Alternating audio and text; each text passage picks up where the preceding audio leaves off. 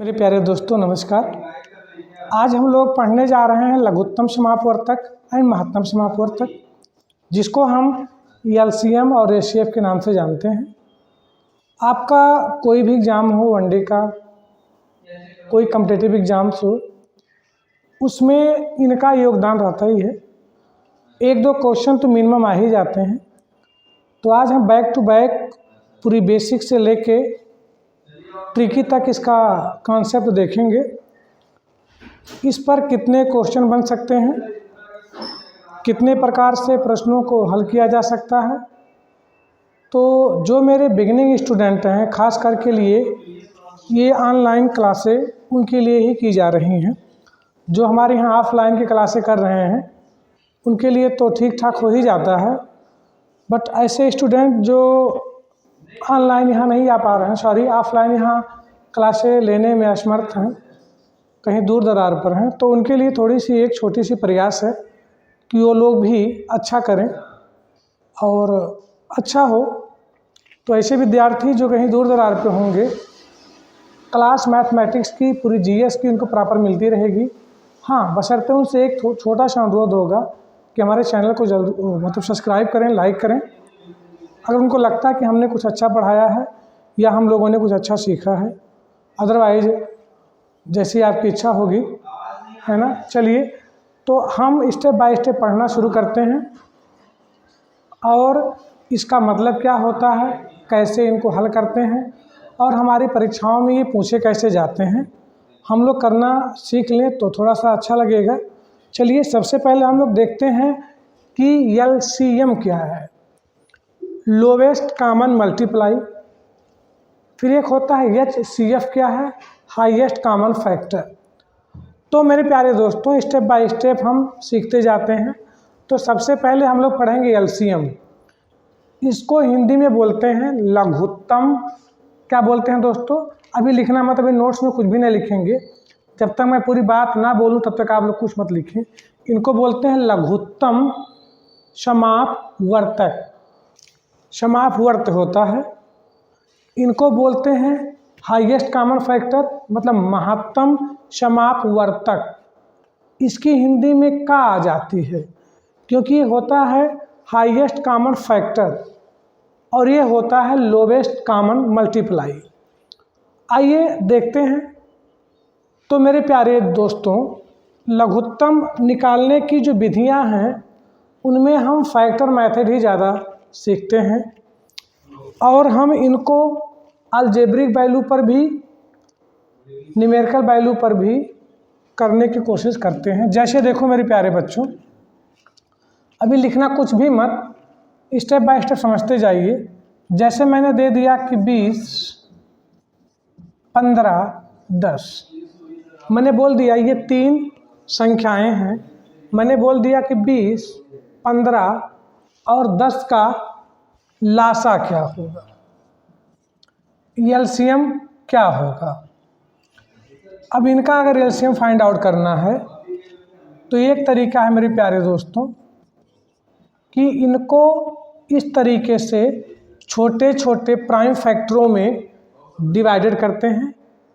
वे विद्यार्थी जो संख्या पद्धति में हमारे टॉपिक को पढ़ चुके हैं, संख्या पद्धति में उनको प्राइम फैक्टर फाइंड आउट करना, ये गुणनखंड विधि है क्या, इन सब का अध्ययन उसमें हो चुका है। तो वे मेरे प्यारे विद्यार्थी जो प्राइम फैक्टर फाइंड आउट करना नहीं जानते हैं, वो हमारी संख्या पद्धति के चैप्टर्स को जाके देख सकते हैं, उसमें लेक्चर पढ़े हुए हैं। तो देखिए होता क्या है, इधर हम प्राइम फैक्टर फाइंड आउट करते हैं, अभाज्य गुणनखंड ज्ञात करते हैं। अब जैसे 20, 15, 10 ले लीजिए, मतलब इसमें लिखा गया है। अब हम 2 से इसकी शुरुआत करते हैं, 2 से काटना शुरू करते हैं। तो 20 को 2 काटेगा 10 आ जाएगा। 15 नहीं काट पाता है तो उसको ऐसे ही लिख देते हैं। अच्छा, 10 तो काट ही देगा, 10 को तो 2 काट ही देगा, 5 हो गया। चलिए, अभी भी इसमें से कोई ना कोई एक संख्या तो दिख ही रही है कि 2 से कट जाएगी। अगर आपने 2 से काटना शुरू किया तो 2 से तब तक काटिए जब तक कि उनमें से कोई संख्या ख़त्म ना हो सकता कि एक संख्या बची हो तो भी ख़त्म हो जाए। अब देखिए 15 नहीं कटेगा, 5 नहीं कटेगा, लेकिन 10 तो कटेगा, काटेंगे 5। जो नहीं कटती हैं उसको राइट कर देंगे वैसे ही। अब इनमें से कोई संख्या 2 से नहीं कटने वाली है दोस्तों। अब हम 3 से काटेंगे, 3 से काटेंगे तो 5 को 3 नहीं काटेगा, लेकिन 15 को 3 काट देगा। ऐसे इसको 5 को नहीं काट पाएगा। अब क्या करना है, अब यहाँ जो बचा है 5 5 5 बचा है, तो सीधा सीधा 5 से ये सब कट जाएंगी। तो दोस्तों इनका एलसीएम क्या हो गया, एलसीएम हो गया जो यहाँ प्राइम फैक्टर आए हुए हैं इन्हीं का आपस में क्या कर देना है, मल्टीप्लाई कर देना है। जैसे 2 × 2 × 3 × 5। देखिए अब 2 दूनी 4, 4 तियाँ 12, 12 पंजे 60। मतलब मेरे प्यारे बच्चों जो भी संख्याएं दी गई हैं उनको इस तरीके से प्राइम फैक्टर फाइंड आउट कर लेंगे। यहाँ प्राइम ही लिखा जाता है। अब कुछ बच्चे सोचते होंगे सर जी 20 था, 15 था, 10 था, तो सर हम 4 से काटना शुरू कर देते। हाँ आप 4 से काट सकते थे, लेकिन मेरे प्यारे बच्चों जो रूल होता है वो प्राइम फैक्टर से ही शुरुआत की जाती है। और अगर 4 को देखा जाए तो 4 कोई प्राइम फैक्टर नहीं है, तो इसका मतलब प्राइम फैक्टर से ही बात की जाएगी।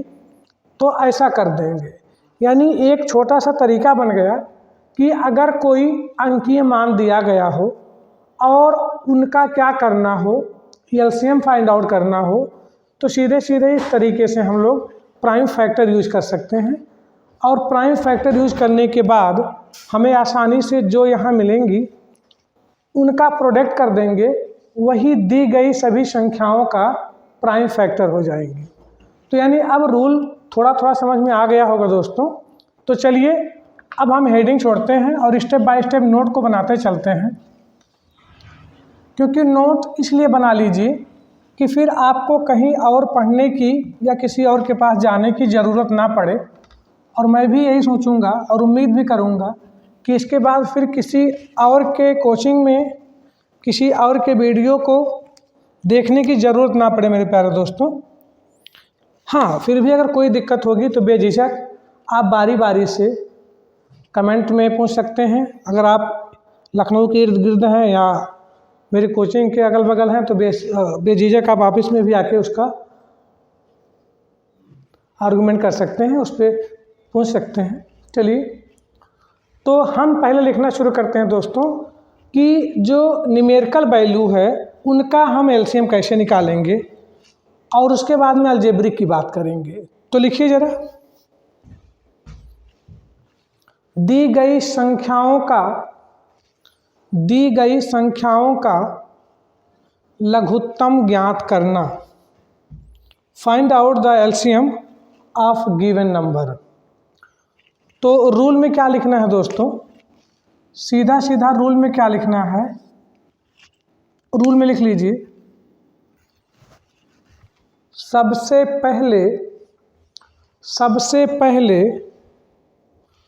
दी गई संख्याओं का अभाज्य गुणनखंड करते हैं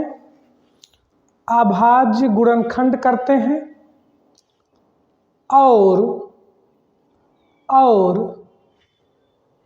इन अभाज्य गुणनखंडों का आपस में गुणा कर देते हैं।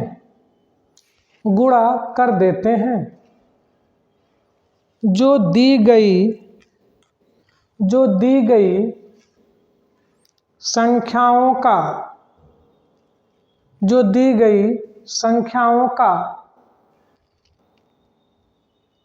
एलसीएम होता है। क्लियर। चलिए अब जरा एक छोटा मोटा क्वेश्चन लिख लें तो हम भी देख लें आप लोग को लगा कि नहीं लगा। चलिए लिखिए जरा, निम्न संख्याओं का एलसीएम ज्ञात करें। निम्न संख्याओं का एलसीएम ज्ञात करें। पहला क्वेश्चन दे दिया दोस्तों 12, 15, 30।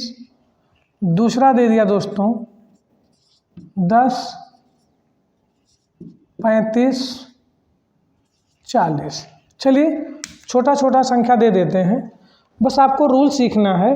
बाकी आपके पेपर्स में जो आए हुए हैं वो प्रैक्टिस के रूप में आपके क्लास में करा दिए जाएंगे, और साथ ही साथ जब आप नोट बना रहे हैं तो हम उसको एग्जाम्पल में भी लिखाते चलते हैं। तो जल्दी से करें, जिनका लग गया होगा अच्छी बात है। हाँ हो गया? कितना?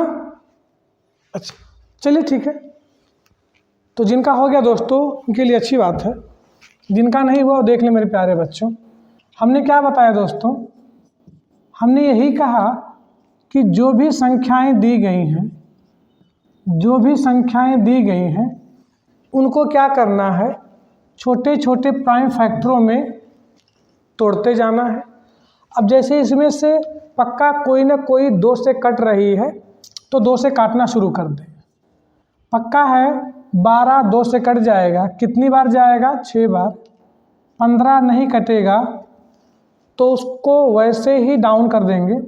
30 होगा, कटेगा। इतना तो आता होगा मैं उम्मीद करता हूँ। अब सेम प्रोसेस 6 को 2 काटेगा, कितनी बार जाएगा? 3 बार। 15 को पहले भी नहीं काट पाया था तो अब भी नहीं काट पाएगा। अब 3, 15 और 15 में कोई संख्या ऐसी नहीं है जो 2 से कट जाए। अब हम अगली प्राइम संख्या 3 है उसके पास जाएंगे, देखेंगे क्या इनमें से 3 किसी को काटती है। हाँ 3 तो खुद अपने आप को यानी 3 को काटेगी। 15 के पास जाएंगे तो 5 हो जाएगा, यहाँ भी सेम हो जाएगा। अब इनमें से कोई संख्या 3 से नहीं कटेगी तो हम 4 के पास तो जाएंगे नहीं, क्योंकि 4 प्राइम नहीं है। तो अगला प्राइम जो होगा 5 होगा, उसके पास जाएंगे। तो दोस्तों आपने देखा कि 5 लास्ट में जितनी संख्याएं थीं जो कि 5 ही थी सबको काट दिया। तो क्या हो गया दोस्त? अतः एलसीएम क्या हो गया? किनका एलसीएम? इनका 12 का, 15 का और 30 का कितना एलसीएम हो गया? जो जो संख्याएं यहाँ मिली हैं प्राइम फैक्टर के रूप में उनका आपस में मल्टीप्लाई। तो 2 × 2 × 3 × 5, 2 2 जा 4 यानी 2 दूनी 4, 4 3 12, 12 पंजे 60। ठीक है, हो गया? हो गया। चलिए अब जो दूसरी बात लिखी गई थी, अभी कुछ भी कॉपी ना करें, जिनका लग गया है सावधानी पूर्वक बैठे रहें। चलिए इसका हो गया। अब दूसरे का निकालना है दोस्तों, जो कि लिखा गया है 10, 35, 40। बड़े आराम से देखते जाएंगे बिना पूँ पाँ चिल गुहार मचाए। चलिए अब हम फिर वही प्रोसेस यूज करेंगे। पहला क्वेश्चन आपका लग गया, ये दूसरा क्वेश्चन लग रहा है। अब इनमें से भी 2 से पहले काटना शुरू करेंगे। तो पक्का है मेरे दोस्तों, 10 को काट दिया, 35 को नहीं काट पाया, 40 को 2 काट दिया। काटने का मतलब दोस्त कि हम उसमें 2 से भाग देते हैं। जैसे हमने 10 में 2 से भाग दिया तो 5 आया, 35 में 2 का पूरा भाग नहीं जाएगा तो उसको ऐसे ही डाउन कर दिया, 40 में चला जाएगा। चलिए अभी भी कोई ना कोई संख्या 2 से कट रही होगी, जैसे कि 20, तो यानी पक्का ये नहीं कटेगा, ऐसे कर देंगे। 35 भी नहीं कटेगा, ये कट जाएगा। अब ज़रा ध्यान से देखा जाए कि अभी भी क्या हुआ दोस्तों। अगर ठीक से देखा जाए, एक चीज़ गलती हो गई, रुक जाए। देखिए आपने इसको काटा, 2 से जब काटा 5 हो गया, फिर आपने 35 को काटा, कटेगा नहीं, उससे कर दिया, 40 तो पक्का है, कट गया। अब क्या करना है, अब फिर 2 से काटूंगा तो 5 तो कटेगा नहीं, ऐसे डाउन हो जाएगा, 35 भी 10 हो जाएगा। अब फिर 2 से काटेंगे तो यानी कितना हो जाएगा, 20 नहीं कटेगा। ठीक, अब इनको देखेंगे कि पक्का है, ठीक से देखा जाए तो अब 5 में, 35 में और 5 में कोई संख्या 2 से नहीं कटने वाली है। तो हमने क्या बताया था, अब हम अगली प्राइम संख्या 3 के पास जाएंगे। तो मेरे प्यारे बच्चों, 3 क्या 5 को काटेगी? नहीं काटेगी।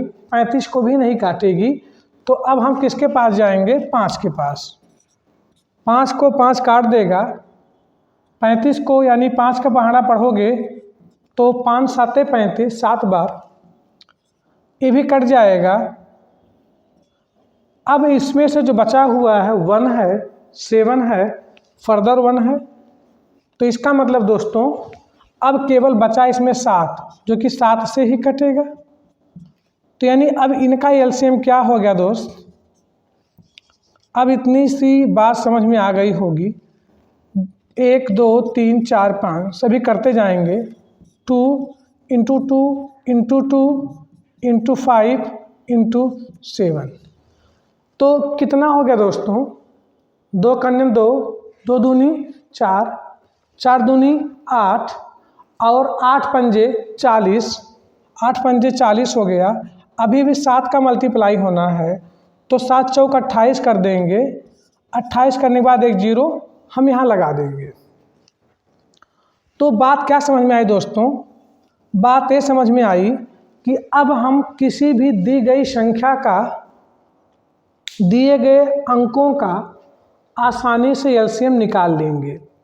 अच्छा दोस्तों, अगर आपने एलसीएम निकाला तो आपके दिल और दिमाग में कोई छोटी छोटी बात अगर आई हो तो चलिए उस पर भी थोड़ी सी चर्चा कर ही ली जाए, जो कि अमूमन बच्चे जानते भी नहीं हैं।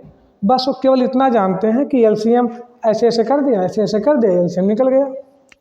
लेकिन ऐसे ऐसे करने से एलसीएम तो निकल गया, बट एग्ज़ाम में आता क्यों है? कुछ तो आपका आईक्यू जानना चाहता होगा वो, तो थोड़ी सी उस पर चर्चा कर ली जाए।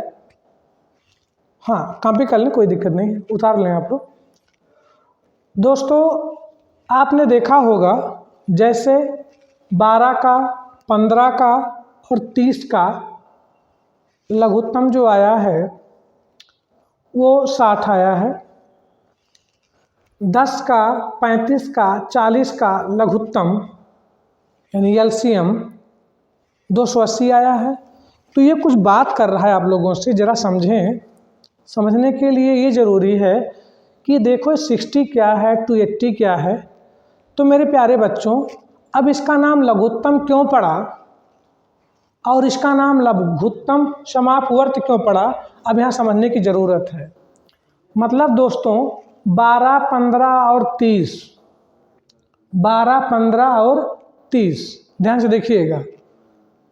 यानी छोटी से छोटी संख्या 60 ही होगी। 1 से लेकर 60 तक की गिनती गिन लो तो सबसे छोटी संख्या 60 ही होगी, 60 ही होगी, जिसको, सुनना ध्यान से, जिसको 12, 15 और 30 बारी बारी से विभाजित कर सकते हैं। उसके पहले संख्याएं तो आपके पास 1 से लेके 59 तक मिलेंगी, यानी 59 नंबर मिलेंगे जो कि इससे छोटे होंगे। छोटे तो होंगे लेकिन उनको ये तीनों की तीनों संख्याएं एक साथ नहीं काट पाएंगी। इसीलिए इनका नाम हो गया कि हमें वह छोटी से छोटी संख्या चाहिए। लघुत्तम का मतलब, लघु का मतलब छोटा होता है, तो हमें वह छोटी से छोटी संख्या चाहिए जिसको ये तीनों संख्याएं बारी बारी से काट दें। अब आप कहोगे सर जी 30 तो है ही, 30 को 30 भी काट देगा, 15 भी काट देगा, तो 12 तो नहीं काट पाएगा ना भैया, नहीं काट पाएगा। आप करके देख लेना। 60 से पहले कोई संख्या ऐसी नहीं होगी जिसको ये तीनों 12, 15 और 30 एक साथ काट दें। एक साथ काट दें इसका मतलब ये है कि इसको ये सभी काटें बारी बारी से। तो यानी ये बात समझ में आ गई कि लघुत्तम का मतलब होता है कि कोई छोटी से छोटी वैल्यू होगी जिसको दी गई संख्याएं बारी बारी से काटती हैं, इसी का मतलब हो जाता है समापवर्त। ठीक है, तो यानी 60 से पहले कोई संख्या ऐसी नहीं होगी जिसको ये तीनों काटें। अब इनका नाम लघुत्तम क्यों पड़ा, ये आपके दिल और दिमाग में आ गई, और अभी लिखने की ज़रूरत थोड़ी सी एक पॉइंट होगी तो लिखा देंगे। यानी लघुत्तम वह संख्या होता है जिसको जितनी संख्याएं दी गई हैं, 3 दी गई हों, 4 दी गई हों, 5 दी गई हों, वे बारी बारी से उसको पूरी पूरी काट देंगी। तो यानी जैसे 60 पे देखा गया 280 पे देख लिया जाए। 280 से छोटी कोई संख्या नहीं होगी जिसको 10, 35 और 40 बारी बारी काट दें। हाँ, संख्या तो पक्का है 279 भी इससे छोटी होगी, यानी 1 से लेके 279 तक संख्याएं मिलेंगी जो पक्का है 280 से छोटी होंगी। लेकिन दोस्तों, लेकिन ये 280 से जो छोटी संख्याएं होंगी उनको ये तीनों बारी बारी से नहीं काट पाएंगे। अब आप कहा तो सर जी 40 है, 40 को 40 काट देगा, बात सही है। 40 को 10 काट देगा, ये भी बात सही है। लेकिन क्या दोस्तों 40 को 35 काटेगा? नहीं काटेगा। तो इसका मतलब ये छोटी से छोटी संख्या होने के बावजूद भी वो आपस में समापवर्त नहीं होगी, अर्थात 280 से छोटी कोई संख्या होगी लघुत्तम तो हो जाएगी लेकिन समापवर्त नहीं होगी। इसलिए 280 ही इन दी गई संख्याओं का लघुत्तम समापवर्त होगा, लोवेस्ट कॉमन मल्टीप्लाई। इंग्लिश में ध्यान देना, लोवेस्ट होना चाहिए, कॉमन होना चाहिए और मल्टीप्लाई होना चाहिए। ठीक है, राइट। तो जरा स्टार मार के इस बात को लिखें।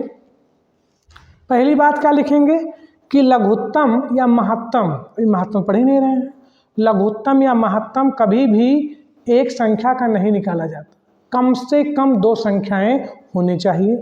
तो लिखो इस बात को, लघुत्तम समापवर्तक, लघुत्तम समापवर्त लिखिएगा, या बार बार हिंदी में अगर कन्फ्यूजन हो रही है तो एलसीएम ही लिखते जाएं। देखिए एलसीएम कभी भी एक पद या एक संख्या, एक पद या एक संख्या का नहीं ज्ञात किया जा सकता है। पहली बात, ये बात स्पष्ट समझ लेना। अगर किसी ने कहा दिया कि 30 का लघुत्तम क्या होगा, तो हम बात बताने के चक्कर में या उनको समझाने के चक्कर में गलती कर जाएंगे, बोल देंगे यार 30 है तो 30 संख्याएं होंगी। हाँ, 30 को 30 भी काटेगा, 29 भी काटेगा, 28 भी काटेगा, ऐसे हम बकते जाएंगे फालतू में, तो गलत हो जाएगा। अब 30 को काटने के लिए 30 तो काटेगा ही, पक्का है। 15 भी काटेगा, फिक्स है। 10 भी काटेगा, 5 भी काटेगा, 6 भी काटेंगे, बहुत से लोग काटेंगे। तो जब बहुत से लोग काटना शुरू कर देंगे तो लघुत्तम नहीं कहलाएंगे, वो उसके केवल फैक्टर कहलाएंगे। तो इसलिए ये बात समझ में आनी चाहिए कि लघुत्तम कभी भी एक संख्या का नहीं निकाला जा सकता। हो गया, तो लिखिए जरा, लघुत्तम एक पद या संख्या का नहीं ज्ञात किया जा सकता। लघुत्तम ज्ञात करने के लिए कम से कम 2 पद या संख्या, कम से कम 2 पद या संख्या का होना जरूरी है, पहली बात। अगला जरा स्टार मार के लिखिए,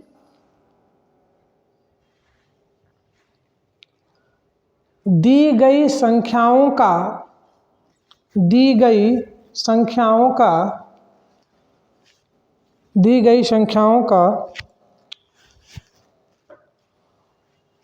एलसीएम वह मान होता है, दी गई संख्याओं का एलसीएम वह मान होता है जिसे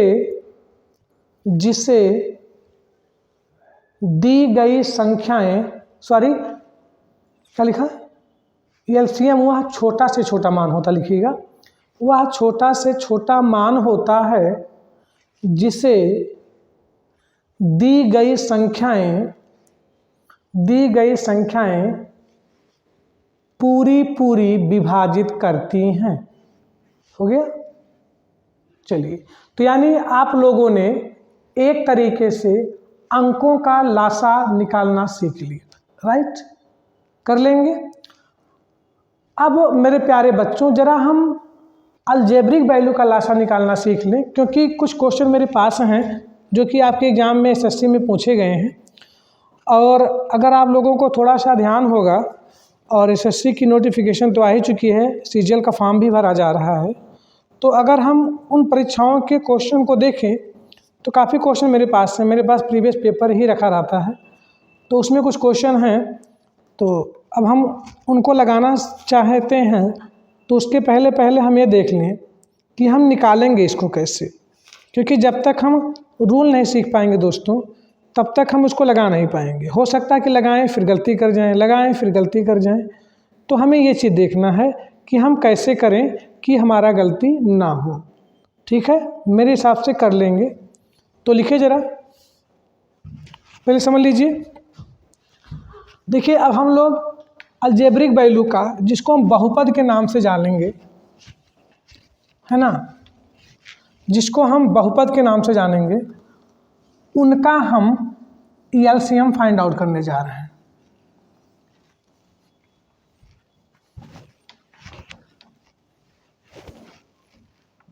तो लिखिए ज़रा, हेडिंग में लिख लीजिए, बहुपदों का लासा ज्ञात करना। बहुपदों का लासा ज्ञात करना। ये भैया बहुपद क्या है, कौन सी टॉपिक है, ये हम जिक्र करेंगे। बस इतना समझिए कि अलजेब्रिक वैल्यू कोई होगी। अभी तक हम लोगों ने गिनती में देखा था, तो अलजेब्रिक में देख लेंगे। जैसे कि क्वेश्चन मेरे पास है, तो हम समझाते चलें। जैसे कि दे दिया जाए दोस्त,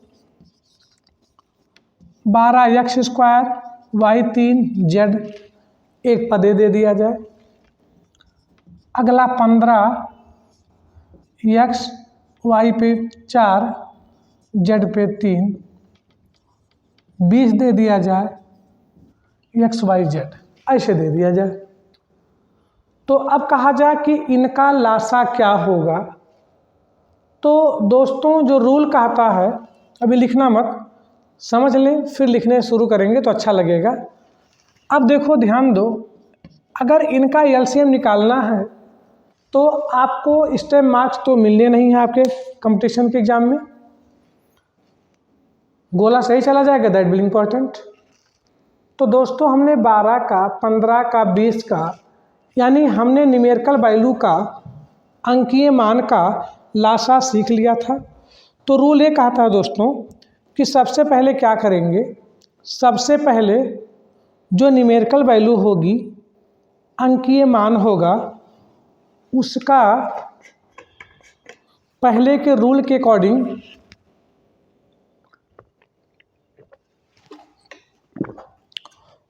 जिसको हमने अभी लगाया है, उस विधि से, उस नियम से क्या करेंगे दोस्तों, लगाना शुरू कर देंगे। और उसके बाद में रही अलजेब्रिक की बात, बीजीय पदों की बात, जिसको हमने एक्स वाई जेड के रूप में देखा है यहाँ पे, तो उनका कैसे निकालेंगे, उसका हल्का सा तरीका सीख लें। अब जैसे एलसीएम निकालना है इन सभी का, तो दोस्तों हमने 12 का, 15 का और 20 का, ध्यान से देखें, क्योंकि थोड़ी थोड़ी स्पीड हल्की हल्की आप लोग बढ़ाते हुए चलें, तो लगाने में हमें भी अच्छा लगेगा, आपको भी लगेगा। जैसे इनका हमने देखा था, भैया भूले ना आप लोग, है ना, क्योंकि बड़ा ही बेसिक से बता रहे हैं। अब जैसे इनको देखा जाए, है ना, तो सीधा सीधा 2 कन्म 2, 2 दूनी 4, 4 तिया 12, 12 पंजे 60। यानी दोस्तों, जो अंक है, न्यूमेरिकल वैल्यू है, सबसे पहले क्या करेंगे, उनका एलसीएम रफली कहीं फाइंड आउट कर लेंगे। 12 का, 15 का, 20 का निकालेंगे तो 60 हो जाएगा। 60 हो गया। अब देखिए ज़रा, अब हमें एक्स वाई जेड वाले पदों को देखना है तो रूल एक आता है दोस्त कि एक्स वाई जेड जो जो लिखे गए हैं उनमें बड़ी से बड़ी संख्याओं के पावर बोल दें। जैसे यक्स का पावर इन तीनों में सबसे ज़्यादा कहाँ दिख रहा है, 2 दिख रहा है, अर्थात यक्स का बड़ा से बड़ा पावर वाला यक्स के पावर 2 दिख रहा है, राइट। यहाँ पर यक्स के पावर 1 है, यहाँ पर भी 1 है, यहाँ पर 2 है, हो सकता है यहाँ पर 5 होता, चलिए 5 होता। तो इन तीनों पदों में 3 पद 4 पद जो भी दे दें, इन तीनों पदों में यक्स की सबसे अधिक घात किसकी है, 5 की, उसको लिख देंगे। अब वाई के पास जाएंगे, वाई की बड़ी से बड़ी घात कहाँ दिख रही है, इसमें 3 है, इसमें 4 है, इसमें 1 है। अगर पावर ऊपर कुछ भी ना लिखा गया हो तो वहाँ पर 1 माना जाता है। तो यानी इनमें सभी में वाई की पावर 4 सबसे अधिक दिख रही है। अब जेड के पास गए तो जेड का यहाँ सिंगल दिख रहा था, यहाँ 3 दिख रहा है, चलिए यहाँ 2 भी बना दें, कोई दिक्कत नहीं है। तो पावर 1 3 2 में अधिक घात वाला पद कौन दिख रहा है, जेड का, जेड पर 3। तो मेरे प्यारे बच्चों ये तो बड़ा ही आसान सा हो गया, वरना हम पागल के जैसे एक्स को 2 बार, वाई को 3 बार, जेड को 1 बार कर करके बारी बारी से निकालते तो दिक्कत हो जाती है। तो सीधा सीधा क्या करना होता है कि जितने भी अंकीय मान दिए गए हैं उनको हम प्रथम रूल से एलसीएम फाइंड आउट कर लेते हैं, और अलजेब्रिक में जो जो पावर दिए गए हैं जिसका पावर सबसे अधिक होगा उनको बारी बारी लिखते चले जाएंगे और सभी का आपस में मल्टीप्लाई कर देंगे। यही दिए गए बहुपदों का लासा हो जाएगा। तो रूल लिखिए जरा, समझ में आ रहा है ना, ठीक लिखिए। हाँ यार बड़ा देखो, बड़े बेसिक से हम लोग सीख रहे हैं ना। मेरा मतलब एक ही है दोस्तों कि कभी भी किसी के क्लास में या फिर किसी के चैनल को या फिर किसी के वीडियो को आपको परचेज ना करना पड़े। जो बच्चे ऑनलाइन देख रहे हैं वो बेचारे कहीं और पैसा बर्बाद ना करें, उनको जो फ्री में चीज़ें मिल जा रही हैं। और मैं चैलेंज कर रहा हूँ यार कि फिर इतने इजी के बाद फिर आपको कहीं पढ़ने की ज़रूरत नहीं पड़ेगी। हाँ, बशर्ते आपसे गुजारिश केवल यही रहेगी कि हमारे चैनल को ज़रूर सब्सक्राइब कीजिएगा, इसलिए कि हमारे जितने टीचर्स हैं वास्तव में they are very intelligent teachers, कि आपको सब चीज़ें स्टेप बाय स्टेप बताते हैं और आपके बेसिक से लेके आपके यूपीएससी तक के एग्ज़ाम को हम लोग कवर करते हैं। अगर वो टॉपिक उसमें आता है तो आप लोग देखते होंगे, फीडबैक भी अच्छा देते हैं आप लोग, अच्छा लगता है ना। तो इसीलिए आपसे गुजारिश है कि बड़े आराम से सीखें, कोई जल्दबाजी नहीं है, ना तो यहाँ नाचना गाना है, ना तो बार बार हमें डायलॉग मारना है। सिंपल सा फंडा है कि बड़े ही सावधानी पूर्वक, जैसे हमारे बच्चे यहाँ ऑफलाइन में क्लास में बैठे हैं, सेम मैं उम्मीद करता हूँ कि आप भी उसी शांतिपूर्वक इसको देखते होंगे। तो चलिए ज़रा रूल में लिखिए, क्या लिखा था, बहुपदों का लासा ज्ञात करना है ना। तो लिखिए ज़रा रूल में लिखिए, रूल में लिखिए, बहुपदों का लासा ज्ञात करने के लिए, बहुपदों का लासा ज्ञात करने के लिए सबसे पहले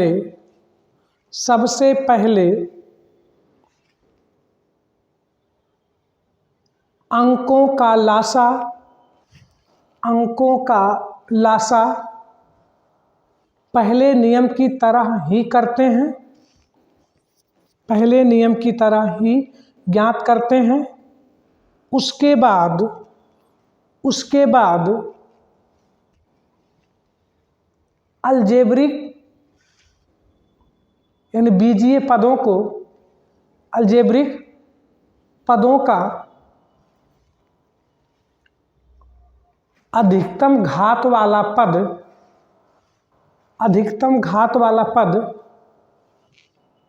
लिखकर आपस में गुणा कर देते हैं, जो कि दिए गए बहुपदों का लासा होता है।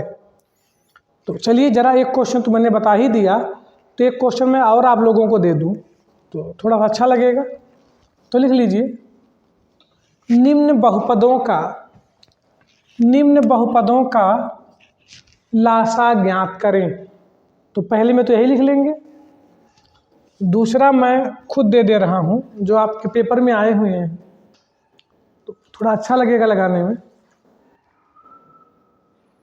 इसमें बड़े छोटे छोटे क्वेश्चन आए हुए हैं, थोड़ा हम बड़ा करके देना चाहते हैं।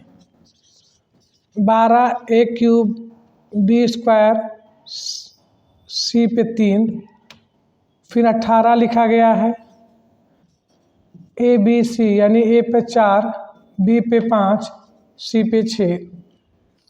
उसके बाद में 6 लिखा गया है, AB C पे 3। चलिए इनका लगा के दिखाइए। आ गया? Good, very good. हाँ दोस्तों, कुछ भी इसमें भी नहीं है, आपने पहले को तो लगा ही लिया। अब इनको देखो भैया, दूसरे को, ये 12 है, 18 है, 6 है। अब थोड़ी सी स्पीड आपकी बढ़नी चाहिए। तो 12, 18 और 6 का जो एलसीएम होगा ये हो जाएगा 6। सॉरी, मैं तो एचसीएफ निकाल दिया। देखो जो बच्चे फिर 12 पहुँच रहे हैं, कोई दिक्कत नहीं। क्या करना होगा, 2 से काटो, 6 हो जाएगा, 9 हो जाएगा, 3 हो जाएगा, फिर 2 से काटो, 3। जो नहीं कटेगा उसको डाउन कर देंगे, 3 से काटिए, फिर 3 से काटिए, 2 कन्ने 2, 2 दूनी 4, 4 3 12, 12 3 भैया 36। तो पक्का है 12 का, 18 का और 6 का जो लघुत्तम होगा वो हो गया 36। अब बची ABCD की बारी, जो भी इसमें लिखी गई है। तो A की सबसे अधिक पावर वाली वैल्यू कहाँ दिख रही है, 18 वाले में, तो ये पावर 4 लिख दिया। और कहीं दिख नहीं रही। B की सबसे बड़ी पावर कहाँ दिख रही है, तो B पर 5 दिख रही है। C की सबसे बड़ी पावर कहाँ दिख रही है, C पे 6 दिख रही है। तो यानी इनका लघुत्तम हो गया होगा, सीधा सीधा इनका लघुत्तम हो गया, इनका एलसीएम हो गया दोस्तों, सीधा सीधा 36, A power 4, B power 5, C power 6। Dinesh sir, तो यानी ये चीज़ें आपकी हो गई। तो यानी हम लोगों ने अलजेब्रिक वैल्यू का निकाल लिया, न्यूमेरिकल वैल्यू का निकाल लिया। अब हम फ्रैक्शन की बात करेंगे, तो पहले इसको कॉपी कर लें। तो देखो दोस्तों, इतना हो चुका है। तो अब दिनेश सर की क्लास होने वाली है, इसके बाद में हम अगली क्लास लेते हैं और इसके बाद में हम भिन्नों का लासा देखेंगे और इस पर क्वेश्चन कैसे बने हैं इनको देखेंगे। और थोड़ी सी बात आपको बताते चलें कि जब मैं इनकी बात कर रहा हूँ तो आपको ये बात ज़रूर बता दें कि मैंने छोटा सा अलजेब्रिक दिया था। अगर एसएससी की परीक्षाओं में देखेंगे, देखो मैं बार बार एसएससी इसलिए बोल रहा हूँ दोस्तों, क्योंकि उससे टफ वनडे का कोई मैथमेटिक्स या कोई क्वेश्चन अभी तक हमने देखा नहीं वनडे के एग्ज़ाम में। तो अभी मैं देख रहा था तो उसमें फैक्टर के क्वेश्चन ज़्यादा आए हुए हैं, क्वाड्रेटिक फैक्टर्स है, क्यूबिक के हैं, बाई क्वाड्रेटिक के हैं। तो उनको फैक्टर करने के बाद भी इसको सॉल्व करना होता है। जैसे कहा दिया जाए 2x square minus 5x plus 4 और दूसरा कोई फैक्टर दे दिया जाए 9x square minus 25y square, इस तरीके से दे दिया जाता है। तो उनका हम लासा कैसे ज्ञात करते हैं, उनको भी करने की विधि भी हम देखेंगे और सीखेंगे। तो पहले दिनेश सर क्लास ले लें, उसके बाद में हम इसकी क्लास लेने वाले हैं, ठीक है।